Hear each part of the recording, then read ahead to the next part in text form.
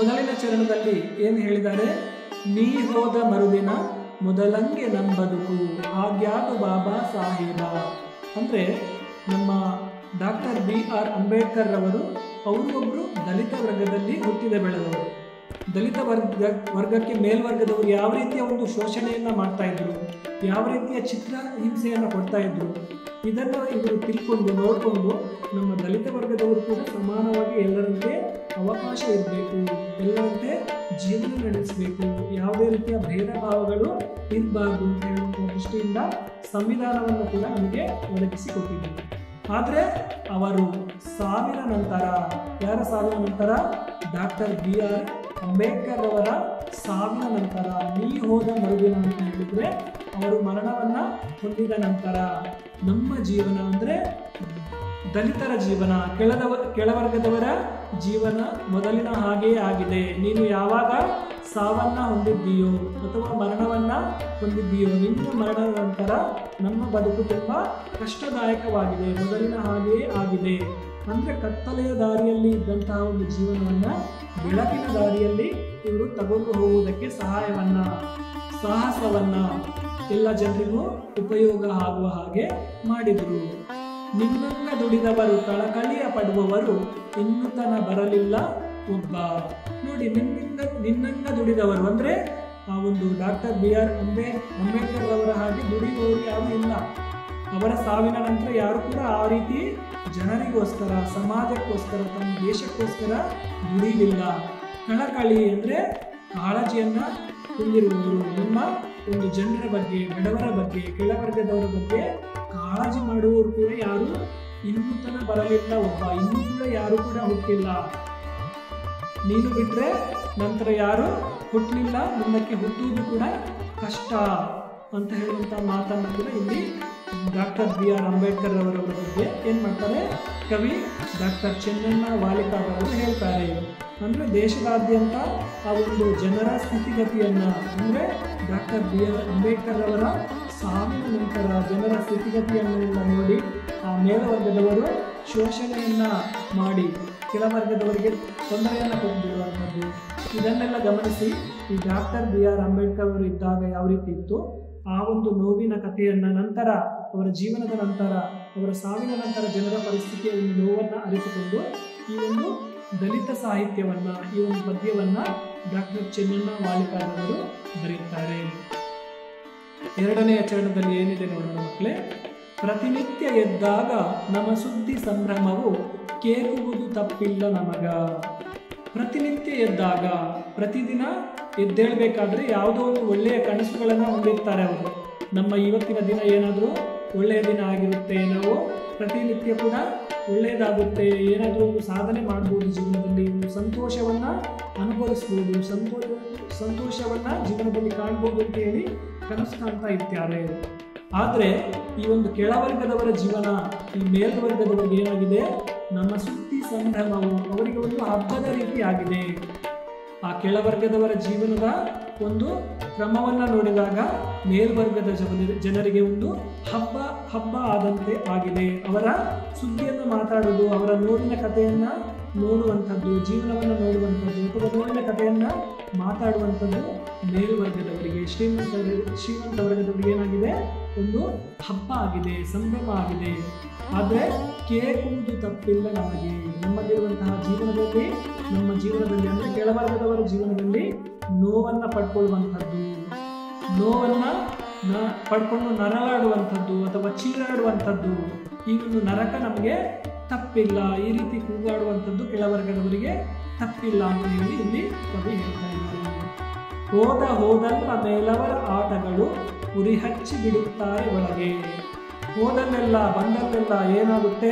ಮೇಲ್ವರ್ಗದವರ ಒಂದು ಆಟ, ಅವರು ಆಡಿದ್ದೇ ಆಟ, ಅಂದರೆ ಅವರು ಆಡಿದ್ದೇ ಮಾತು, ನಡೆದದ್ದೇ ದಾರಿ, ಅವರದ್ದೇ ಆಗಬೇಕು, ಅವರು ಹೇಳಿದಂಗೆ ನಡ್ಕೊಳ್ಬೇಕು, ಅವರದ್ದೇ ಆಟ, ಅಂದರೆ ಅವರು ಹೇಳಿದ ಹಾಗೆಯೇ ನಾವು ನಡ್ಕೊಳ್ಬೇಕು, ಅವರು ಹೇಳಿದಂತೆ ಅವರ ಕೆಳಗೆ ನಾವು ಕೆಲಸವನ್ನು ಮಾಡಬೇಕು, ಅವರು ಹೇಳಿದಂತೆ ನಡ್ಕೊಳ್ಬೇಕು.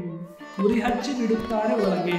ನೋಡಿ, ನಮ್ಮೊಳಗೆ ಒಂದು ಹೊಟ್ಟೆ ಕಿಚ್ಚನ್ನು ಪಡ್ಕೊಳ್ಳುವಂಥದ್ದು, ಕೆಳವರ್ಗದವರ ಜನರಲ್ಲಿಯೇ ಒಂದು ರೀತಿಯ ಅವರವರೊಳಗೆ ಜಗಳವನ್ನು ತರುವಂಥದ್ದನ್ನು ಮೇಲ್ವರ್ಗದವರು ಮಾಡ್ತಾ ಇದ್ರು. ಅವರವರೊಳಗೆ ಜಗಳವನ್ನು ತರುವಂತಹ ಕೆಲಸವನ್ನು ಯಾರು ಮಾಡ್ತಾ ಇದ್ರು? ಮೇಲ್ವರ್ಗದ ಜನರು ಕೆಳವರ್ಗದವರಿಗೆ ಅಂದರೆ ದಲಿತರಿಗೆ ಮಾಡ್ತಾ ಇದ್ರು. ಹಾಗೆ ನೆಕ್ಸ್ಟ್ ಮುಂದಿನ ಪ್ಯಾರಾಗ್ರಾಫ್ ಅಲ್ಲಿ ಮುಂದಿನ ಚರಣದಲ್ಲಿ ಏನು ಅಂತ ಇದೆ ನೋಡ್ಕೊಳ್ಳೋಣ. ಎಲ್ಲಿ ಕೇಳಿದರಲ್ಲಿ ಬೂಟು ಗಾಲಿನ ಸದ್ದು, ತರತರದ ನೋವುಗಳು ನಮಗ.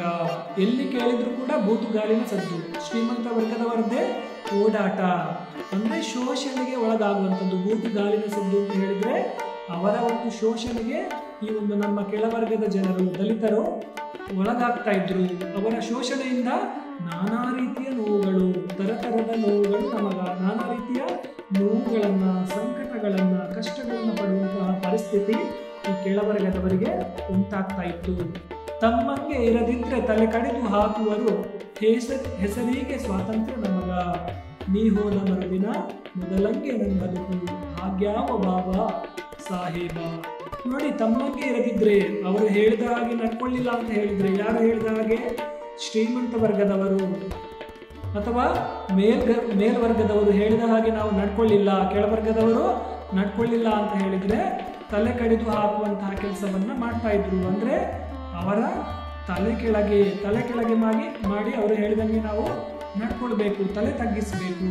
ಹೆಸರಿಗೆ ಮಾತ್ರ ನಮಗೆ ಸ್ವಾತಂತ್ರ್ಯ ಸಿಕ್ಕಿದೆ, ಆದರೆ ನಿಜವಾದ ಸ್ವಾತಂತ್ರ್ಯ ಆ ಒಂದು ಕೆಳವರ್ಗದವರಿಗೆ ಸಿಗ್ಲಿಲ್ಲ. ಅವರ ಶೋಷಣೆಗೆ ನಾವು ಒಳಗಾಗ್ತಾ ಇದ್ವಿ. ಕೆಳವರ್ಗದವರು ಶೋಷಣೆಗೆ ಒಳಗಾಗ್ತಾ ಇದ್ರು. ಅವರು ಹೇಳಿದಂಗೆ ಅಂದ್ರೆ ಮೇಲ್ವರ್ಗದವರು ಹೇಳಿದ ಹಾಗೆ ನಾವು ಕೇಳಬೇಕಾಗಿತ್ತು. ಅಂಬೇಡ್ಕರ್ ಅವರು ಸತ್ತ ನಂತರ ಅವರ ಬದುಕು ಮತ್ತೆ ಹಳೆಯ ಜೀವನದ ಹಾಗೆ ಆಯಿತು, ಮೊದಲಿನಂತೆ ಅವರ ಜೀವನ ಆಯಿತು ಅಂತ ಹೇಳ್ತಿದ್ದಾರೆ. ಮುಂದಿನ ಚರಣದಲ್ಲಿ ಏನಿದೆ ನೋಡ್ಕೊಳ್ಳೋಣ. ಕೈ ಕಾಲು ಕಿವಿ ಮೂಗು ಮೈ ಮನಸ್ಸು ತಲೆ ಕಣ್ಣು ಕಳಕೊಂಡ ಬರಡು ಗಿಡ ನಾವು. ನಮ್ಮ ದೇಹದಲ್ಲಿ ಇಂದ್ರಿಯಗಳಿದೆ, ಹಲವಾರು ರೀತಿಯ ಪಂಚೇಂದ್ರಿಯಗಳನ್ನು ಕೂಡ ನಾವು ಹೊಂದ್ಕೊಂಡಿದ್ದೀವಿ.